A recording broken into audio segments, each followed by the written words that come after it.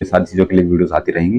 तो कुछ चीज़ें हैं जो आपको ध्यान रखने ज़रूर हैं, ध्यान रखनी चाहिए। सबसे पहली बात क्या है कि आपको होपलेस नहीं होना है, आपको टेंशन नहीं लेनी है, अपने ऊपर बहुत ज़्यादा प्रेशर नहीं लेना माइंड पे, क्योंकि जब हम माइंड पे ज़्यादा प्रेशर ले लेते हैं तो हमारा माइंड खुद काम करना बंद कर देता है, तो वो सारी चीज़ें नहीं करनी है हमें, ठीक है? हमें बहुत रिलैक्स होकर के एग्ज़ाम देने के लिए जाना है, जस्ट एक एग्ज़ाम है।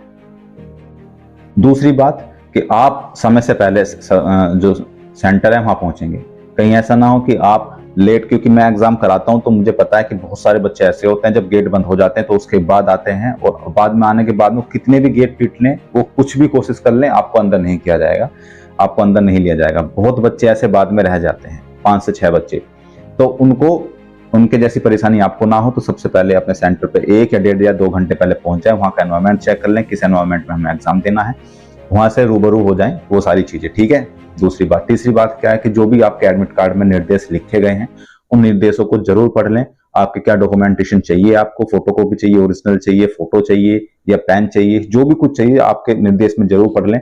फिर वहां जाकर के पता चलता है कि हमें तो ये चाहिए होगा, और फिर वहां जाकर के ढूंढते फिरते हैं दुकान कहाँ है, ये कहाँ है, वो सारी चीजें टेंशन लेनी नहीं है, हमें घर से ही प्रिपेयर होकर के जाना है। तीसरी बात, वहां जाके जब आप सेंटर पे पहुंच जाएंगे तो सबसे इतनी सारी बातचीत नहीं करनी है कि भाई मैंने ये पढ़ा, उसने वो पढ़ा, ये छोड़ दिया, कुछ नहीं।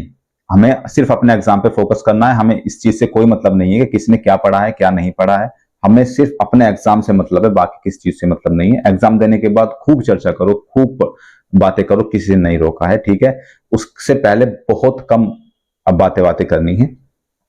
अगली जो चीज है वो ये है कि भाई देखो, अपना जितना भी ज्ञान तुमने अब तक पढ़ा है ना, जितना भी सब कुछ पढ़ा है, वो अपना जो ज्ञान है, अपनी समझ है, अपना एक्सपीरियंस है, अपना अनुभव है, सब कुछ उड़ेल दो इस एग्जाम में, क्योंकि 14 और 15 ये 2 दिन आपके डिसाइड करेंगे कि आपका फ्यूचर क्या होने वाला है। जितना भी आपने सब कुछ पढ़ा है उसको दिखा दो भर्ती बोर्ड को कि आप योग्य हैं इस पद के, यूपीएसआई पद के लिए योग्य हैं, इतना ज्ञान आपके पास है। वो कैसे दिखेगा? पेपर के थ्रू, आपके आंसर्स के थ्रू। आंसर बढ़िया से लगाओ।